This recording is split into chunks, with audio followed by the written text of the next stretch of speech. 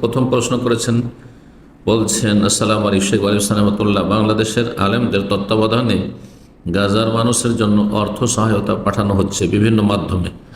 বর্তমান অবস্থায় আমি কি সেখানে জাকাতের টাকা দিতে পারবো? যদি গাজার ভাই বোনদের জন্য পাঠান তাহলে জাকাতের টাকা দিতে পারবেন, কিন্তু যাদের মাধ্যমে পাঠাচ্ছেন তারা যেন বিশ্বস্ত হয়, নির্ভরযোগ্য হয়।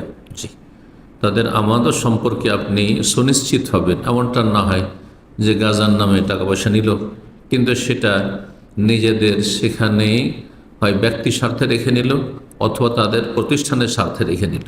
অনেকে হয়তো নিজের ব্যক্তি স্বার্থে নিজের সংসারে লাগাবে না, কিন্তু নিল গাজার নাম করে আর নিজের প্রতিষ্ঠান চালাচ্ছে, সেখানে সেই টাকা ব্যবহার করলো, সে আমানত খেয়ানত করলো, হারাম কাজ করলো।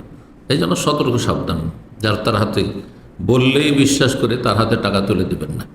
আসলে কি গাজায় বিশ্বস্ত আমানতদার ভালো মানুষের মাধ্যমে, যদিও তারা ভালো মানুষ, আসলে কি তারা পৌঁছাতে পারবেন, পৌঁছাচ্ছেন কি না, এগুলো বিষয়ে একটু ভালো করে খতিয়ে দেখবেন। আল্লাহ যেন আমাদের ধন সম্পদ বা যে কোনো নিয়ামতকে তার সন্তুষ্টির কাজে ভালো জায়গায় লাগাবার তৌফিক দান করেন।